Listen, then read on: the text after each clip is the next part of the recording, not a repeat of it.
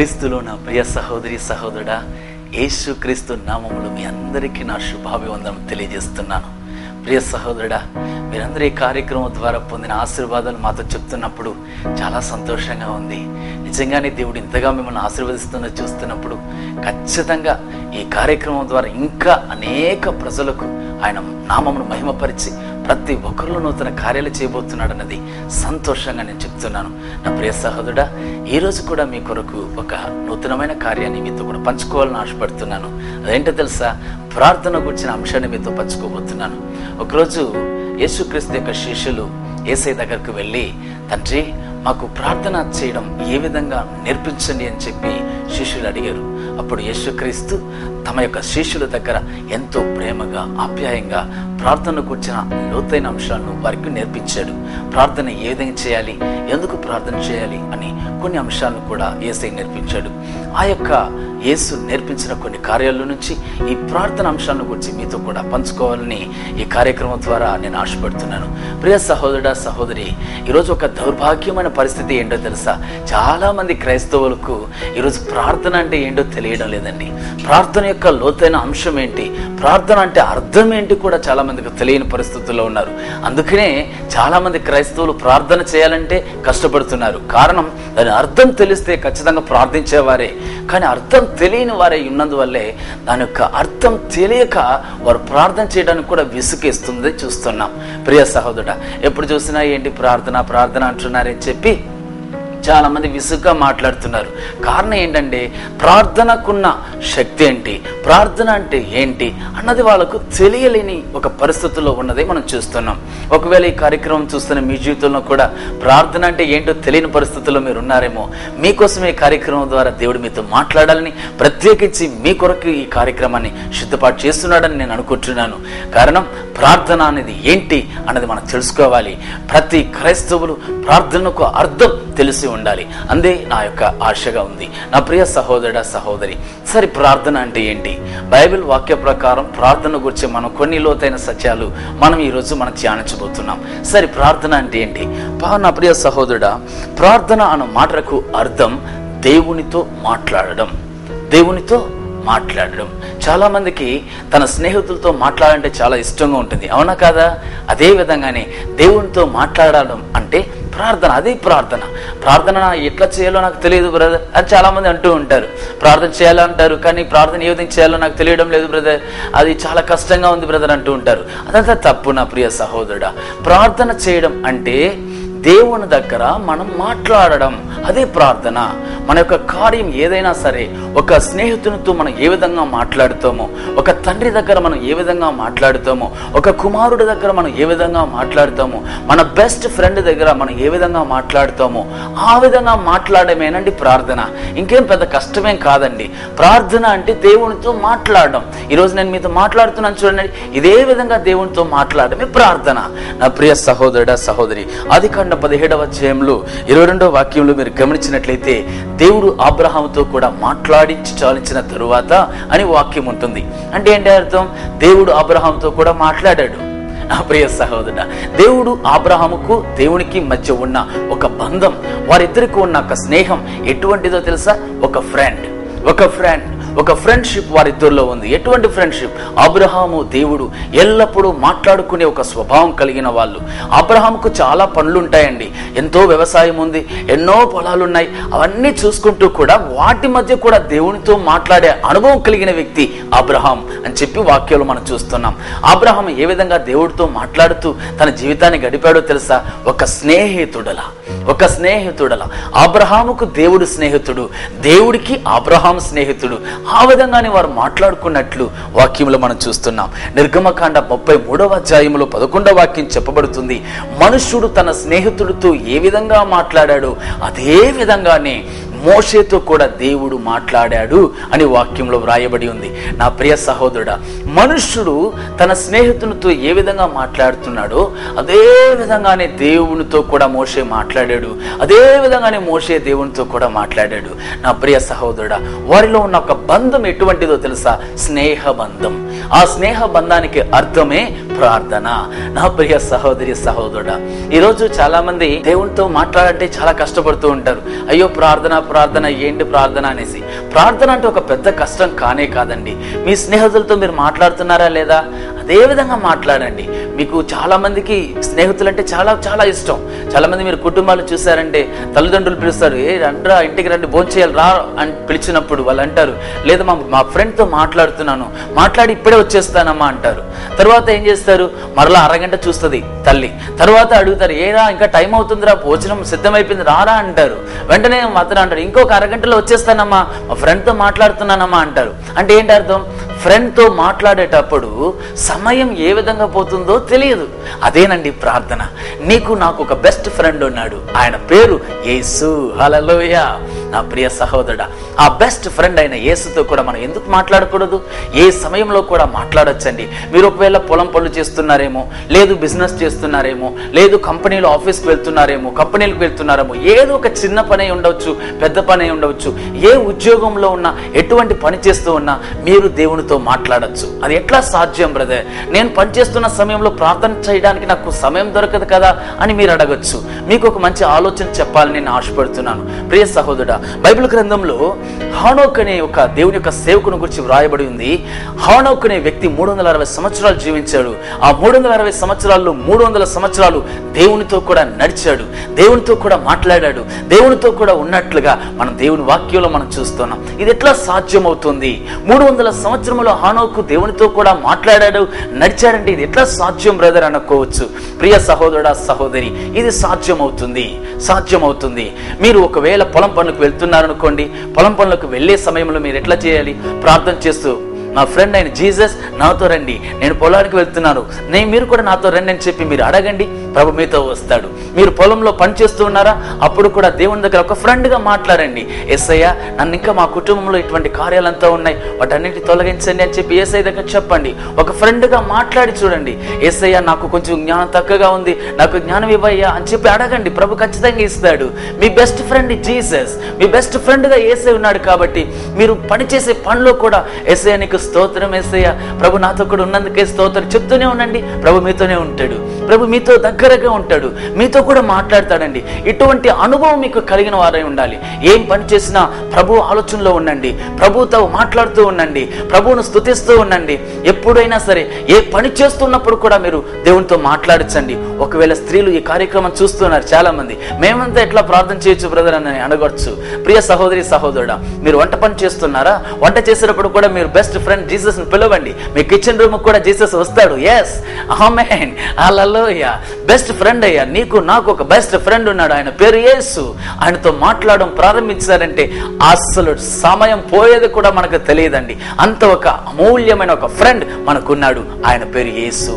మీరు వంట పని చేస్తున్నా, లేదు ఇల్లు ఊడ్చుచున్నా, లేదు ఏ పని చేస్తున్నా, ఏ బిజినెస్ చేస్తున్నా, ఏ కార్యం చేస్తున్నా, ఏ ఆఫీసులో వర్క్ చేస్తున్నా, యేసయ్య నీకు స్తోత్రం అయ్యా అని చెప్పి మీ మనసులో స్తుతిస్తూనే ఉండండి. యేసయ్య మీతోనే ఉంటాడు. హానోకు అదే విధంగానే 300 సంవత్సరాలు దేవునితో కూడా నడిచాడండి. అటువంటి అనుభవం మనకు కలగాలని దేవుని చెప్తున్నాడు. ప్రార్థన అనేది మనకు చాలా ఇంపార్టెంట్. ఈ ప్రార్థన అనే అర్థం దేవునితో మాట్లాడడం. దేవునితో మాట్లాడే అనుభవం కలిగిన మన జీవితాల్లో ఏ ఆటంకం ఉండదండి. కారణం బెస్ట్ ఫ్రెండ్ జీసస్ మనకున్నాడు కాబట్టి ఏ ఆటంకం లేకుండా మనం నడిపించడానికి శక్తిమంతుడై ఉన్నాడు. హల్లెలూయా. ఈ అనుభవం కలిగిన వారైన అబ్రహాం యొక్క జీవితంలో దేవుడు ప్రత్యేకించి అబ్రహామును గురించి చెప్తున్నాడు. నా స్నేహితుడైన అబ్రహాం అని చెప్పి దేవుడే సాక్ష్యం ఇస్తున్నాడు. మోషేని చూసి దేవుడు సాక్ష్యం ఇస్తున్నాడు. నా స్నేహితుడైన మోషే అని దేవుడు సాక్ష్యం ఇస్తున్నాడు. హానోకుని చూసి దేవుడు సాక్ష్యం ఇస్తున్నాడు. నాతో కూడా నడిచిన హానోకు అంటున్నాడు. అదే నోవాహును కూడా చూడండి, దేవునితో కూడా నడిచాడు. దేవునితో కూడా నడవడం అంటే ఏంటి? మనం ఎక్కడికి వెళ్ళినా, ఏ పనులు చేసినా మనం ఆయనతో కూడా మాట్లాడుకుంటా వెళ్ళడం, ఆయన ఆలోచనలో ఉండడం. యేసయ్య, నాకు ఈరోజు గొప్ప దినాన్ని ఇచ్చావు, మీకు స్తోత్రం యేసయ్య. ఈరోజు నన్ను ప్రాణంతో కాపాడావు, నీకు స్తోత్రం యేసయ్య. ఈరోజు మా ప్రతి అవసరతను మాకు దర్శించావు, మీకు స్తోత్రం యేసయ్య. ఇది చెప్తూ చెప్తూ దేవుని స్తుతిస్తూ ఉన్న సమయంలో దేవుడు హానోకుతో కూడా నడిచాడు, దేవుడు నోవాతో కూడా నడుస్తూ వచ్చాడు, అబ్రహాంతో కూడా నడుస్తూ వెళ్ళాడు. ఏ దేవుడు మీతో కూడా నడుస్తున్నాడు, మీతో కూడా నడవాలని ఆశపడుతున్నాడు, మీతో కూడా మాట్లాడాలని ఆశపడుతున్నాడు. ప్రియ సహోదరి సహోదరుడా, ఒక శుభవార్త మీకు చెప్పాలని ఆశపడుతున్నాను. ఏ ఒక్కరైనా సరే, మీలో ప్రతి ఒక్కరిలో ప్రార్థనకు అర్థం దేవునితో మాట్లాడడం అనేది మీరు అర్థం చేసుకున్నట్లయితే, దేవుడు నాకు ఒక మంచి స్నేహితుడిగా ఉన్నాడని మీరు అర్థం చేసుకున్నట్లయితే, దేవుడు మీతో ఉంటాడన్నది మర్చిపోకండి. అంతేకాదు, దేవునితో మీరు మాట్లాడేటప్పుడు దేవుడు మీతో మాట్లాడా? ఖచ్చితంగా మాట్లాడతాడండి. ప్రతి ఒక్కరితో దేవుడు మాట్లాడాలని ఆశపడుతున్నాడు. కారణం, ఆయన తండ్రి. మన కుమారులైన మన జీవితాల్లో, కుమార్తెలైన మన జీవితాల్లో కూడా మనతో మాట్లాడాలని ఆశపడుతున్నాడు దేవుడు.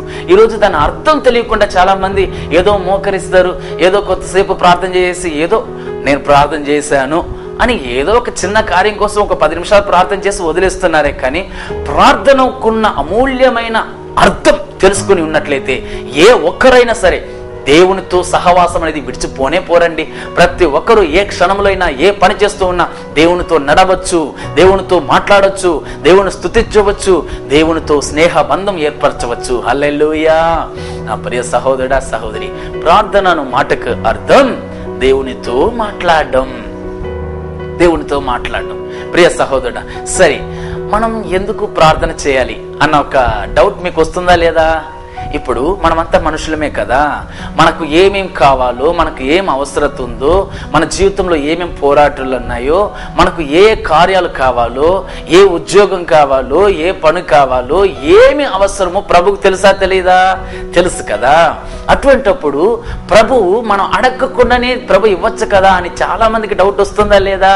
వస్తుంది. నాకు తెలుసు మీలో చాలా మందికి, అవును కదా బ్రదర్, నా ప్రతి అవసరత ప్రభుకు తెలుసు కదా, నా వేదన భారం అన్ని ప్రభుకు తెలుసు కదా, మరి ఎందుకు ప్రభు నేను ప్రార్థన చేయాలని ఆశపడుతున్నాడు? నేను ప్రార్థన చేస్తేనే దేవుడు అద్భుతం చేయాలా, లేదంటే అద్భుతం చేయకూడదా అని చాలా మందికి సందేహాలు ఉన్నాయి. నాకు తెలుసు ఈ కార్యక్రమం చూస్తున్న మీలో అటువంటి సందేహాలు ఏర్పడుతున్నాయి. అందుకే పరిశుద్ధాత్మ దేవుడు ఈరోజు మీతో కూడా మాట్లాడుతున్నాడు. ప్రియ సహోదరుడా, మనం ప్రార్థన చేస్తేనే దేవుడు మనకు అనుగ్రహించగలడు.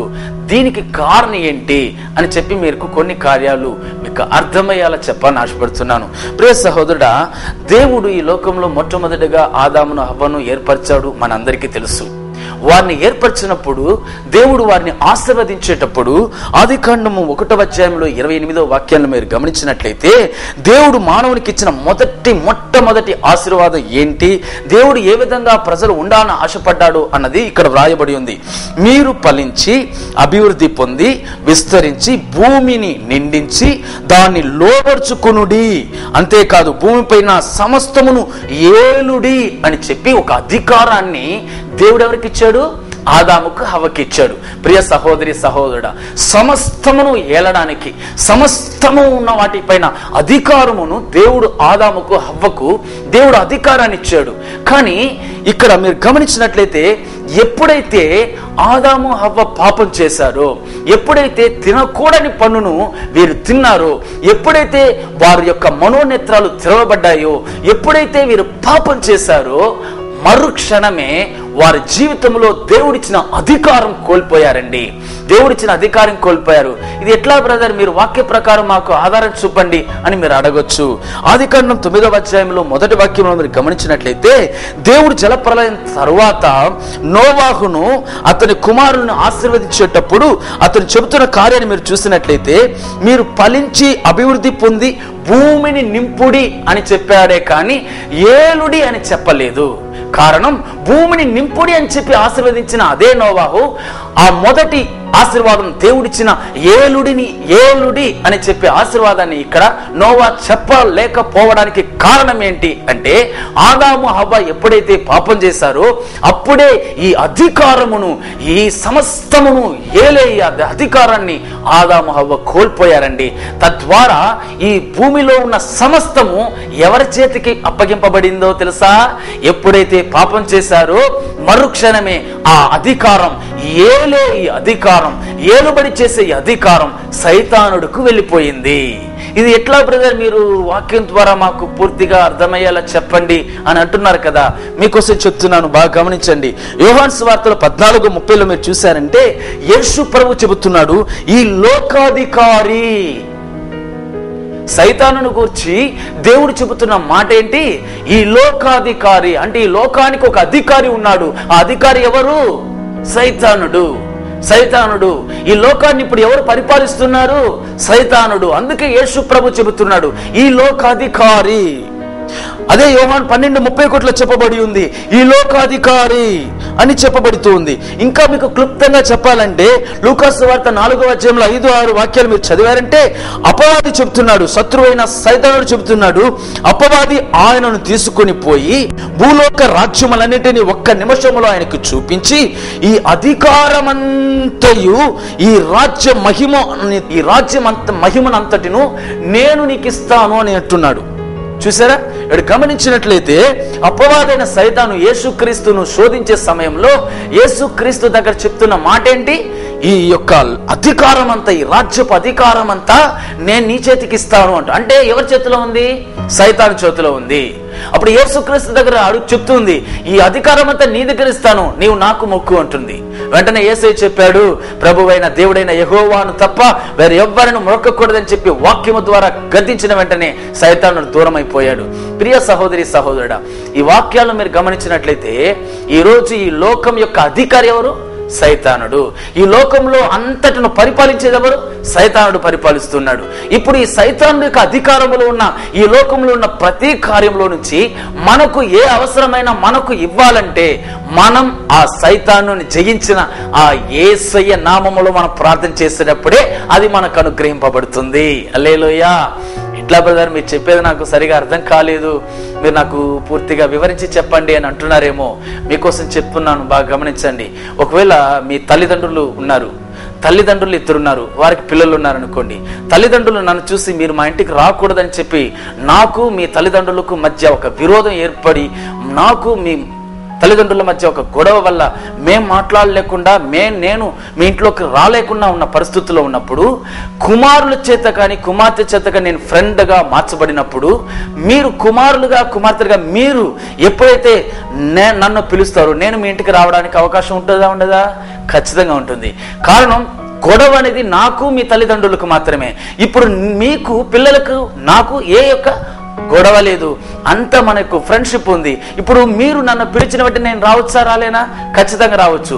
ఒకవేళ నేను వచ్చేటప్పుడు మీ తల్లిదండ్రులు నువ్వు రాకూడదంటే నేను ధైర్యంగా చెప్పొచ్చు, నీ కుమారుడు నన్ను పిలిచాడు కాబట్టి నేను వస్తున్నానని చెప్పి. అదే విధంగానే ఈ లోకాధికారములో సమస్తము సైతాను యొక్క చేతిలో ఉంది. కానీ ఎప్పుడైతే యేసు నామములో నాకు ఇది కావాలి అని నేను అడిగేటప్పుడు యేసయ్య మన కోసం కార్యం చేస్తాడు. అప్పుడు సైతానుడు అడగలేడు. కారణం యేసయ్య ద్వారా మనం పొందబోతున్నాం. యేసయ్య దాన్ని జయించాడు కాబట్టి వాటిని మనకి ఇవ్వడానికి సహాయం చేయడానికి అవకాశం ఉంటుంది. హల్లెలూయా. అందుకే ప్రార్థన ఖచ్చితంగా మనం చేస్తేనే అద్భుతం జరుగుతుంది. ప్రార్థన చేయకుండా ఏ కార్యం మనకు రాదండి. నా ప్రియ సహోదరుడా, ప్రార్థన అంటే మీకు ముందుగానే చెప్పాను, దేవునితో మాట్లాడడం. దేవునితో మాట్లాడే అనుభవం కలిగిన వారమై మనం ప్రార్థించాలి.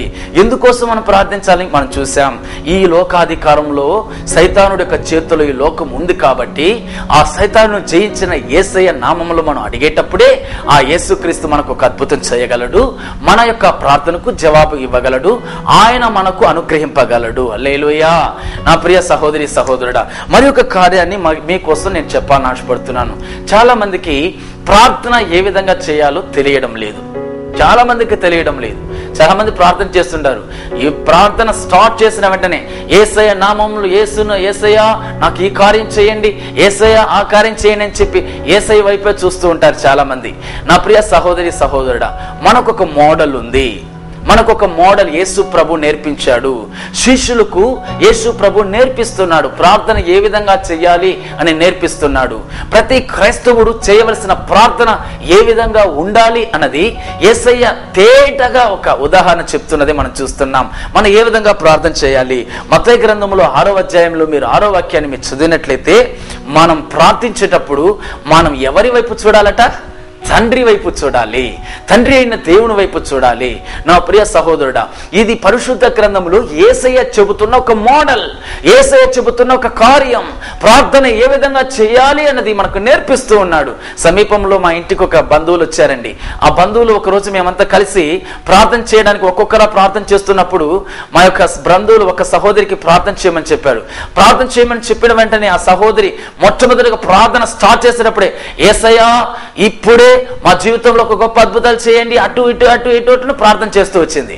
వెంటనే నాకు ఆశ్చర్యమైంది, ఏంటి ప్రార్థన చేస్తూనే ఉంది 10 నిమిషాల వరకు ప్రార్థన చేస్తుందే కానీ ఆ 10 నిమిషాల ప్రార్థనలో తండ్రి అయిన దేవుని వైపు చూడనే లేదు, తండ్రి అయిన దేవుని ఒక మాట కూడా ఎత్తలేదు.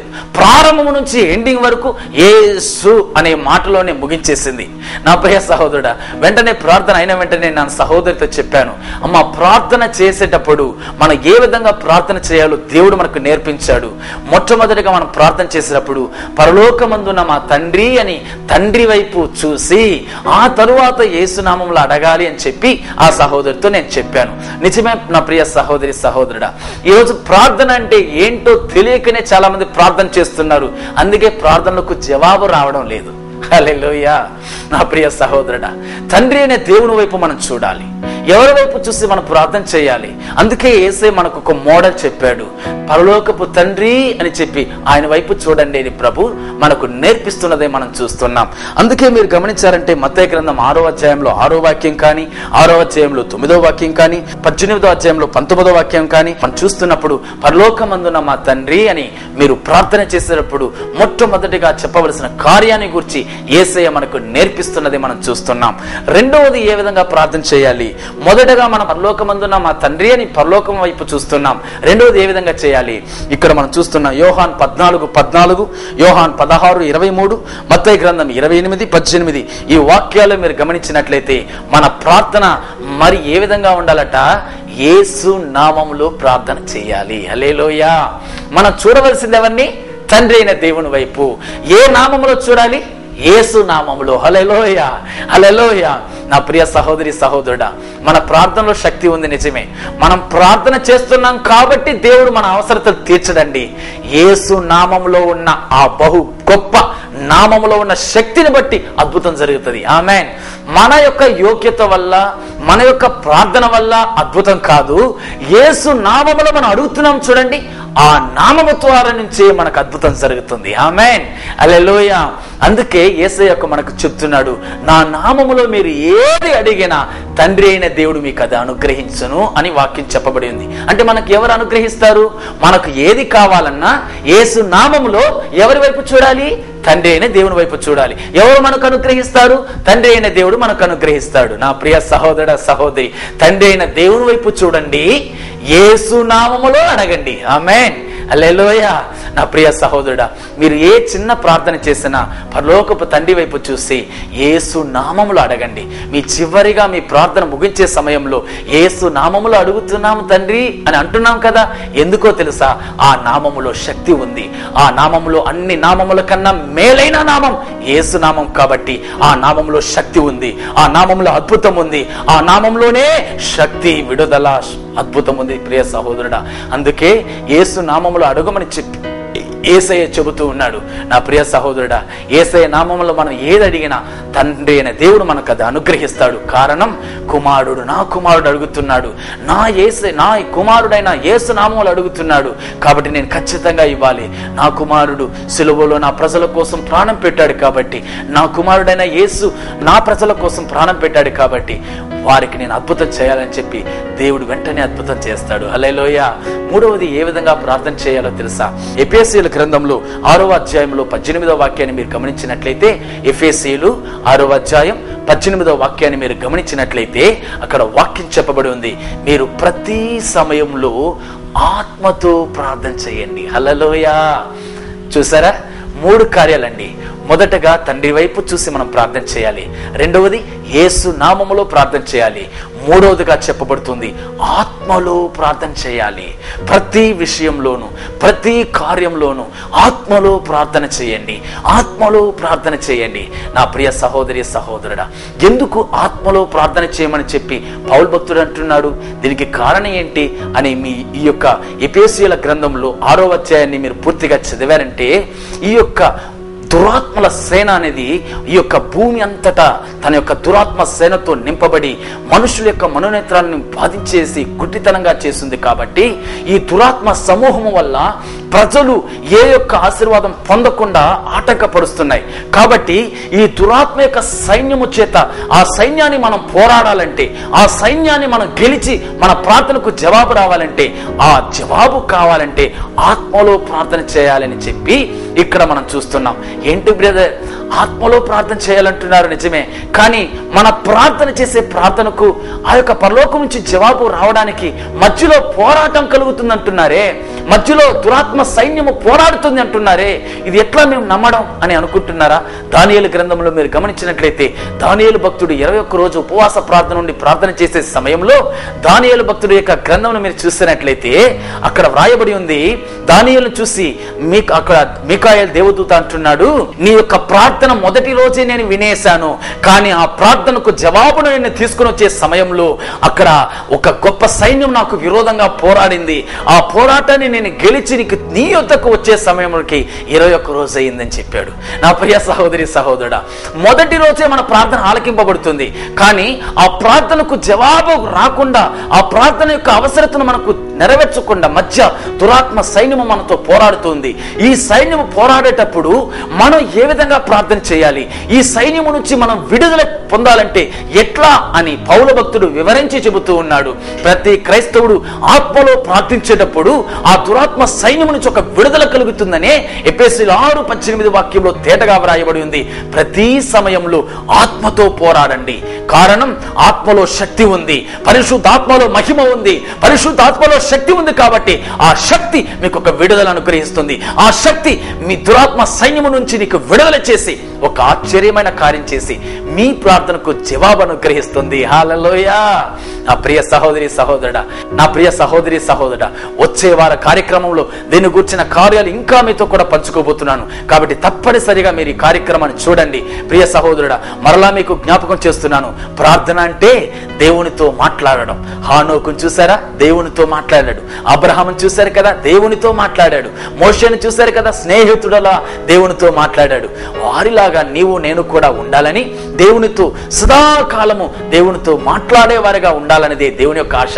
కాబట్టి ప్రార్థన అనేది కష్టం కాదండి. నీవు నేను ఏ విధంగా స్నేహితులతో ఏ విధంగా మాట్లాడుతున్నామో అదే విధంగా మాట్లాడడమే. తండ్రి దగ్గర మనం ఏ విధంగా అడుగుతామో అదే విధంగా అడగడమే ప్రార్థన అండి. నా ప్రియ సహోదరుడా, అంతేకాదు మన ప్రార్థనలో వ్యత్యాసం మీకు చూపించాను. ఏ విధంగా ప్రార్థన చేయాలో చెప్పాను. మొదటగా తండ్రి వైపు మనం చూసి ప్రార్థన చేయాలి. రెండవదిగా యేసు నామములో ప్రార్థన చేయాలి. మూడవదిగా పరిశుద్ధాత్మలో నింపబడి ప్రార్థన చేయాలి. అటువంటప్పుడు ఖచ్చితంగా మన ప్రార్థనకు జవాబు వస్తుంది. ఆమేన్. హల్లెలూయా, హల్లెలూయా. ఒక్క నిమిషం మనం ప్రార్థన చేస్తామా? పరిశుద్ధ తండ్రి, నజరేయుడైన యేసుక్రీస్తు నామంలో మీ వైపు కనులెత్తు చూస్తున్నామయ్యా. అబ్రహాము యొక్క దేవుడవు, ఇస్సాకు యొక్క దేవుడవు, యాకోబు యొక్క దేవుడు అయిన మా తండ్రి, యేసయ్య నామములో ఈ కార్యక్రమం చూస్తున్న ప్రతి వారి జీవితంలో కూడా ఈ రోజు మీరు మాట్లాడినందుకై స్తోత్రం. అబ్రహాముతో కూడా నడిచిన అదే దేవుడు, మోషేతో కూడా మాట్లాడిన అదే దేవుడు, హానోకుతో కూడా నడిచిన అదే దేవుడు ఈ రోజు ఈ కార్యక్రమం ద్వారా ప్రభు ప్రతి ఒక్కరి జీవితాలతో కూడా మాట్లాడారు. ప్రభు, ప్రార్థన అంటే దేవునితో మాట్లాడే అనుభవం అనే ఒక లోతైన సత్యాన్ని మీరు మాట్లాడారు తండ్రి. వారితో కూడా ఈరోజు మాట్లాడారు. ఈరోజు ప్రార్థన అంటే అలక్ష్యంగా చూసే ప్రతి ఒక్కరి యొక్క జీవితంలో నూతన కార్యం జరుగునుగాక. ప్రార్థన అంటే ఒక స్నేహితుడితో మాట్లాడమే అని చెప్పి సంతోషంగా, ఒక తండ్రితో మాట్లాడమని చెప్పి ఆనందంగా వారి జీవితంలో ఈ రోజే ప్రార్థన చేయడానికి ఒక తీర్మానం, గట్టి నిర్ణయం యేసు నామములో తీసుకొనుగాక. ప్రభు వారిని ఆశీర్వదించండి. ప్రతి ఒక్కరిని ప్రార్థన వీరులుగా మార్చండి. యేసయ్య నామములో తండ్రి, ఆమేన్. ప్రభు మిమ్మల్ని ఆశీర్వదించుంటాడని నమ్ముతున్నాను. మరవకండి, వచ్చే కార్యక్రమంలో కూడా దీని యొక్క పూర్తి వివరాలు మీకు చెప్పాలని ఆశపడుతున్నాను. ఎవరు సమయాన్ని మాత్రం వృధా చేయకుండా ఖచ్చితంగా చూడండి. ప్రభు మిమ్మల్ని ఆశీర్వదించు.